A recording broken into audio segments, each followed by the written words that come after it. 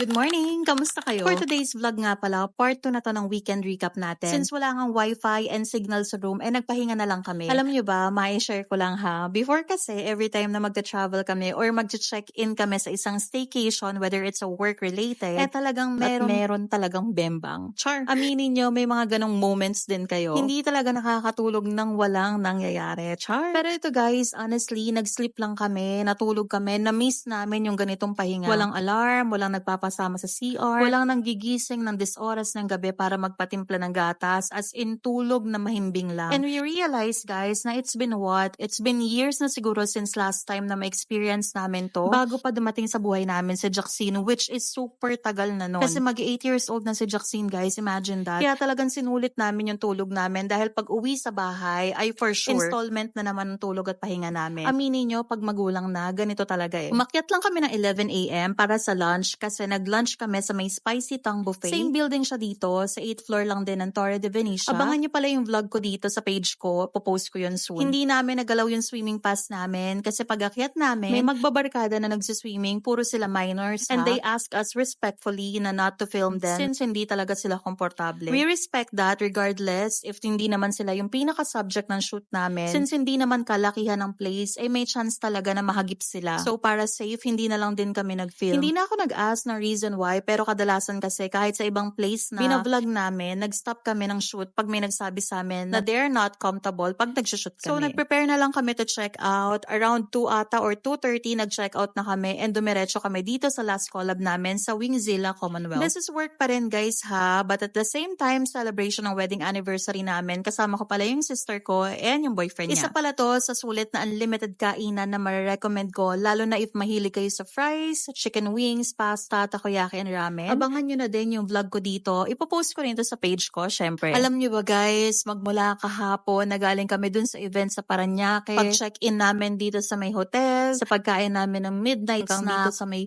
Wingzilla Commonwealth. Sobrang pagod. And kahit na, alam mo yun, nakapagpahinga naman kami na mahimbing, talagang parang na-miss ko ulit yung tulog na nangyari kagabi. Pero everything was worth it. Sobrang nag-enjoy kami. So yun lang muna for now. Ito ulit ang inyong lingkod na laging masakit ang likod. Char! Thank you so much for watching. Bye!